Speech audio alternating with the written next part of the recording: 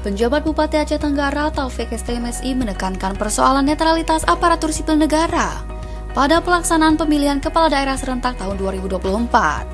Hal ini disampaikan Taufik pada amanat apel perdananya di Lapangan Sedakap, Senin 21 Oktober 2024. Sikap netral ASN berupa larangan terlibat pada pemasangan alat peraga, ikut dalam sosialisasi atau kampanye melalui media sosial, menghadiri kampanye dan sosialisasi, deklarasi dan memberikan tindakan dukungan secara aktif, membuat postingan, komen, menyebarkan, menyukai hingga bergabung dalam grup atau akun pemenangan.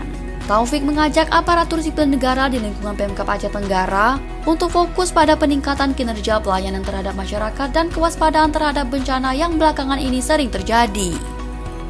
Ya, alhamdulillah ini kesempatan pertama kita bertemu dengan rekan-rekan di sini semua, dan alhamdulillah kedepannya juga akan terus bertemu.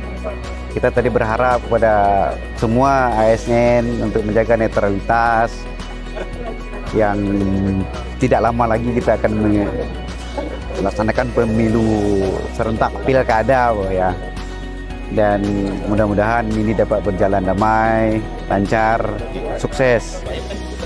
Dan kita tadi juga minta kepada, karena kondisi daerah kita saat ini adalah sedang bencana ya, kita juga fokus ke bencana, fokus memperhatikan masyarakat ya.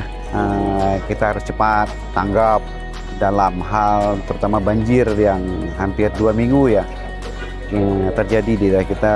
Moga-moga ini tidak terjadi lagi, dan semua pihak agar sigap dan cepat dapat memberikan pelayanan yang dibutuhkan oleh masyarakat, baikkah sandang, pangan, dan kesehatan.